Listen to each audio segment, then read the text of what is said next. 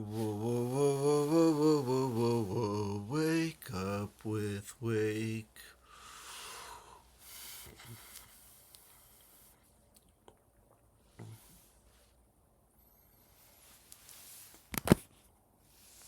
Mm,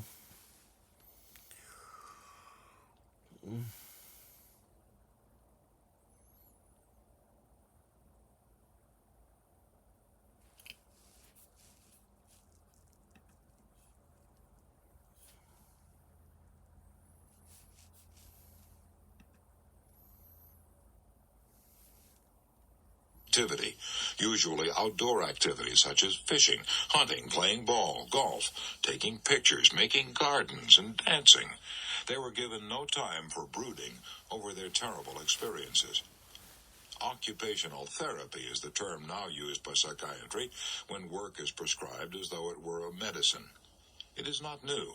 The old Greek physicians were advocating it 500 years before Christ was born. The Quakers were using it in Philadelphia in Ben Franklin's time.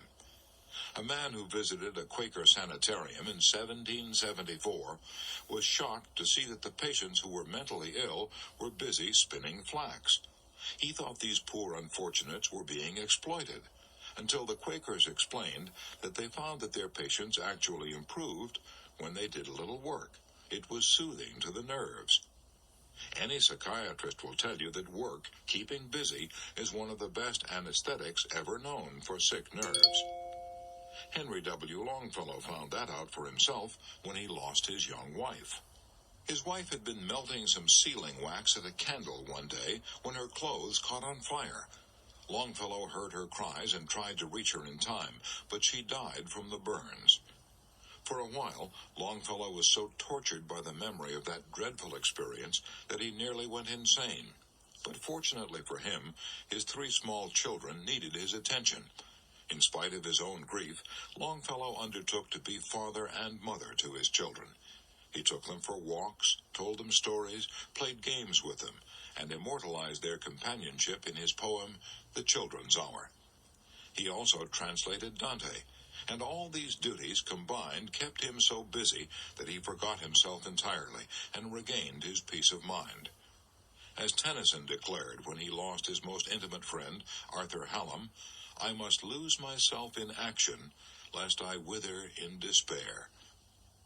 Most of us have little trouble losing ourselves in action while we have our noses to the grindstone and are doing our day's work, but the hours after work, they are the dangerous ones. Just when we're free to enjoy our own leisure and ought to be the happiest, that's when the blue devils of worry attack us.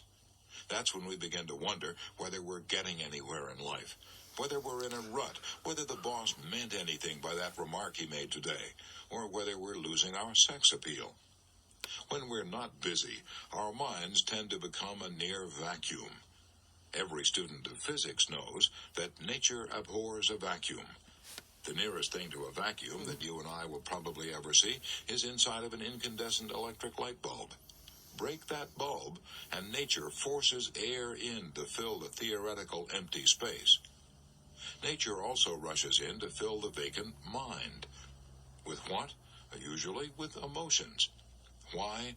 Because emotions of worry, fear, hate, jealousy, and envy are driven by primeval vigor and the dynamic energy of the jungle. Such emotions are so violent that they tend to drive out of our minds all peaceful, happy thoughts and emotions.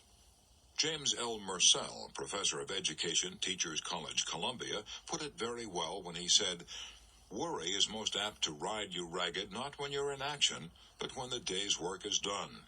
Your imagination can run riot then and bring up all sorts of ridiculous possibilities and magnify each little blunder. At such a time," he continued, "your mind is like a motor operating without its load. It races and threatens to burn out its bearings or even to tear itself to bits. The remedy for worry is to get completely occupied doing something constructive." But you don't have to be a college professor to realize this truth and put it into practice. During the Second World War, I met a housewife from Chicago who told me how she discovered for herself that the remedy for worry is to get completely occupied doing something constructive. I met this woman and her husband in the dining car while I was traveling from New York to my farm in Missouri. This couple told me that their son had joined the armed forces the day after Pearl Harbor. The woman told me that she had almost wrecked her health worrying over that only son. Where was he? Was he safe or in action? Would he be wounded or killed? When I asked her how she overcame her worry, she replied, "I got busy." She told me that at first she had dismissed her maid and tried to keep busy by doing all her housework herself, but that didn't help much. The trouble was, she said, that I could do my housework almost mechanically without using my mind, so I kept on worrying while making the beds and washing the dishes. I realized I needed some new kind of work that would keep me busy both mentally and physically every hour of the day. So I took a job as a saleswoman in a large department store. That did it, she said. I immediately found myself in a whirlwind of activity. Customers swarming around me asking for prices, sizes, colors, never a second to think of anything except my immediate duty. And when night came, I could think of nothing except getting off my aching feet. As soon as I ate dinner, I fell into bed and instantly became unconscious.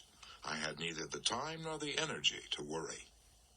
She discovered for herself what John Cowper Powys meant when he said, in The Art of Forgetting the Unpleasant, a certain comfortable security, a certain profound inner peace, a kind of happy numbness soothes the nerves of the human animal when absorbed in its allotted tasks. And what a blessing that it is so.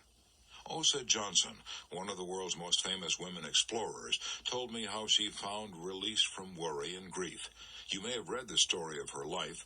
It's called I Married Adventure. If any woman ever married adventure, she certainly did.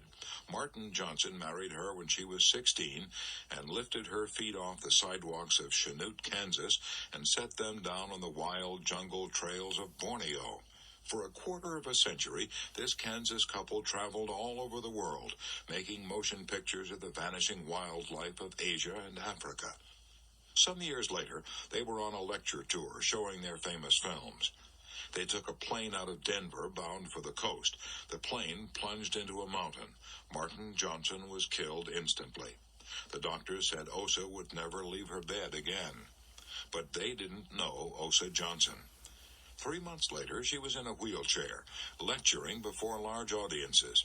In fact, she addressed over 100 audiences that season, all from a wheelchair. When I asked her why she did it, she replied, "I did it so I would have no time for sorrow and worry." Osa Johnson had discovered the same truth that Tennyson had sung about a century earlier. I must lose myself in action, lest I wither in despair. Admiral Byrd discovered this same truth when he lived all alone for 5 months in a shack that was literally buried in the great glacial ice cap that covers the South Pole, an ice cap that holds nature's oldest secrets, an ice cap covering an unknown continent larger than the United States and Europe combined. Admiral Byrd spent 5 months there alone. No other living creature of any kind existed within 100 miles. The cold was so intense that he could hear his breath freeze and crystallize as the wind blew it past his ears. In his book, Alone, Admiral Byrd tells all about those 5 months he spent in bewildering and soul-shattering darkness. The days were as black as the nights. He had to keep busy to preserve his sanity. At night, he says, before blowing out the lantern, I formed the habit of blocking out the morrow's work. It was a case of assigning myself an hour, say, to the escape tunnel, half an hour to leveling drift, an hour to straightening up the fuel drums, an hour to cutting bookshelves in the walls of the food tunnel, and 2 hours to renew a broken bridge in the man-hauling sledge. It was wonderful, he says, to be able to dole out the time in this way. It brought me an extraordinary sense of command over myself. And he adds, without that, or an equivalent, the days would have been without purpose, and without purpose, they would have ended, as such days always end, in disintegration. And note that last again. Without purpose, the days would have ended, as such days always end, in disintegration. If you and I are worried, let's remember that we can use good old-fashioned work as a medicine. That was said by no less an authority than the late Dr. Richard C. Cabot, formerly professor of clinical medicine at Harvard. In his book, What Men Live By, Dr. Cabot says, "As a physician, I have had the happiness of seeing work cure many persons who have suffered from trembling palsy of the soul, which results from overmastering doubts, hesitations, vacillation, and fear. Courage given us by our work is like the self-reliance which Emerson has made forever glorious. If you and I don't keep busy, if we sit around and brood, we will hatch out a whole flock of what Charles Darwin used to call the whibber-gibbers. And the whibber-gibbers are nothing but old-fashioned gremlins that will run us hollow and destroy our power of action and our power of will. I know a businessman in New York who fought the whibber-gibbers by getting so busy that he had no time to fret and stew. His name is Trimper Ongman.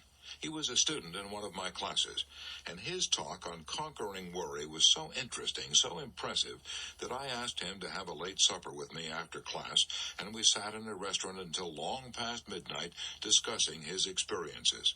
Here's the story he told me. 18 years ago, I was so worried I had insomnia. I was tense, irritated, and jittery. I felt I was headed for a nervous breakdown. I had reason to be worried. I was treasurer of the Crown Fruit and Extract Company.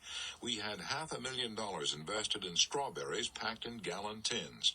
For 20 years, we'd been selling these gallon tins of strawberries to manufacturers of ice cream. Suddenly, our sales stopped because the big ice cream makers, such as National Dairy and Borton's, were rapidly increasing their production and were saving money and time by buying strawberries packed in barrels. Not only were we left with $500,000 of berries we couldn't sell, but we were also under contract to buy $1 million more of strawberries in the next 12 months. We had already borrowed $350,000 from the banks. We couldn't possibly pay off or renew these loans. No wonder I was worried. I rushed out to Watsonville, California, where our factory was located, and tried to persuade our president that conditions had changed, that we were facing ruin. He refused to believe it. He blamed our New York office for all the trouble, poor salesmanship. After days of pleading, I finally persuaded him to stop packing more strawberries and sell our new supply on the fresh berry market in San Francisco. That almost solved our problems. I should have been able to stop worrying then, but I couldn't. Worry is a habit, and I had that habit. When I returned to New York, I began worrying about everything. The cherries we were buying in Italy, the pineapples we were buying in Hawaii, and so on. I was tense, jittery, couldn't sleep, and as I've already said, I was heading for a nervous breakdown. In despair, I adopted a way of life that cured my insomnia and stopped my worries. I got busy. I got so busy with problems demanding all my faculties.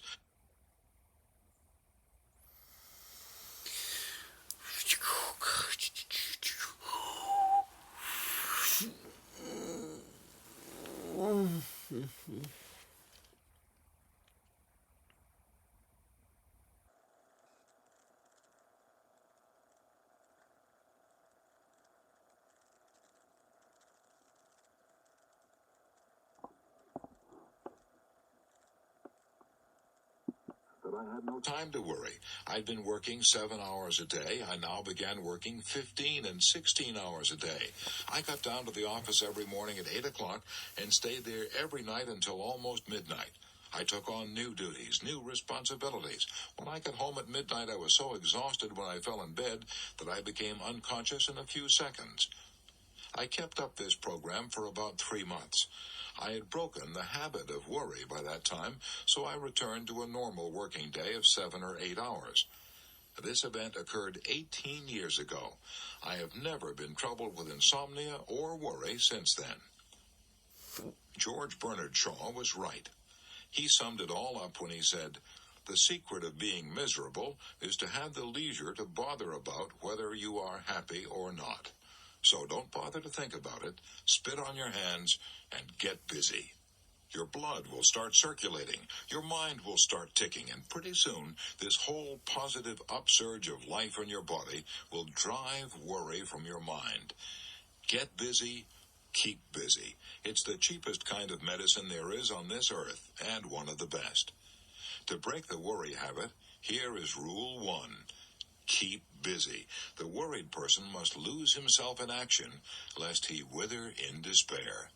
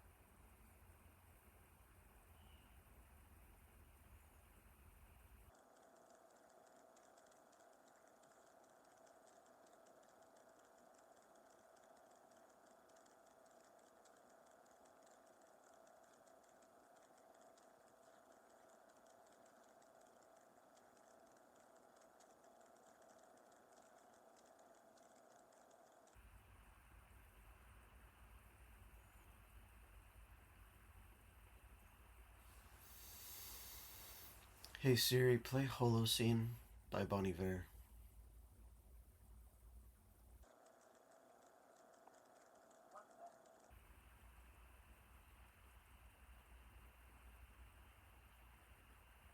Still working. Holocene by Bon Iver now playing.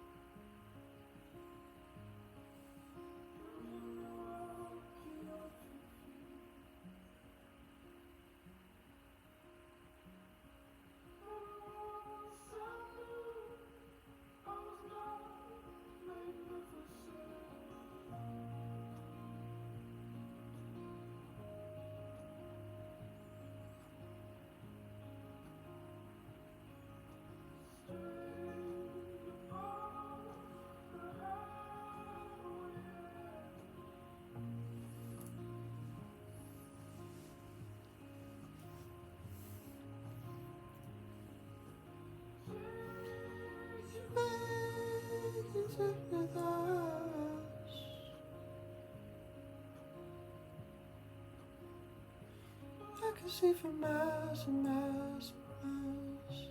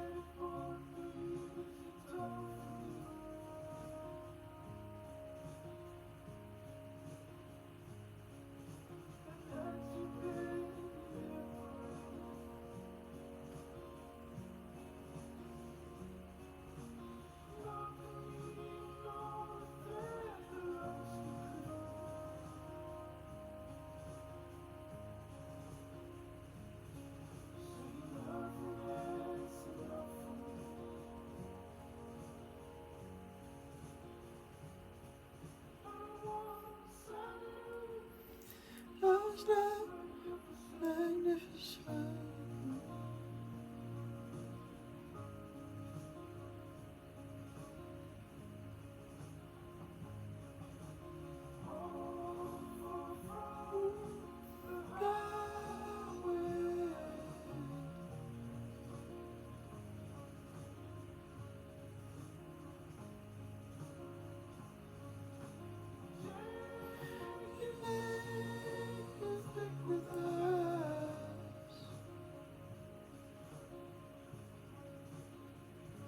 I can see for miles and miles and miles.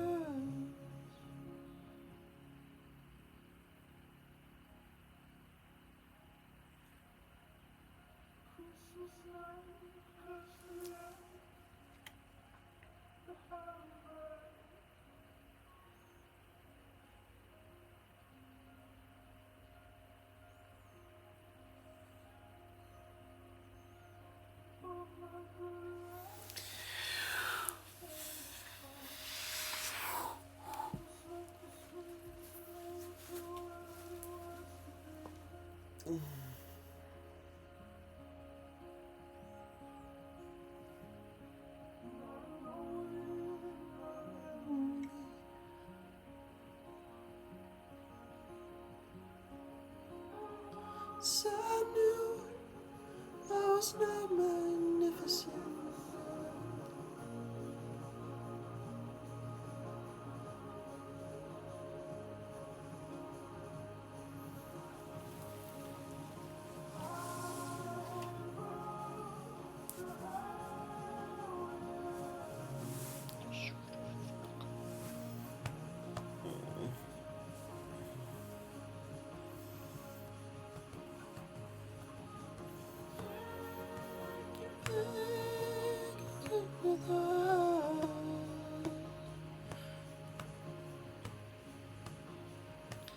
I can see for miles and miles.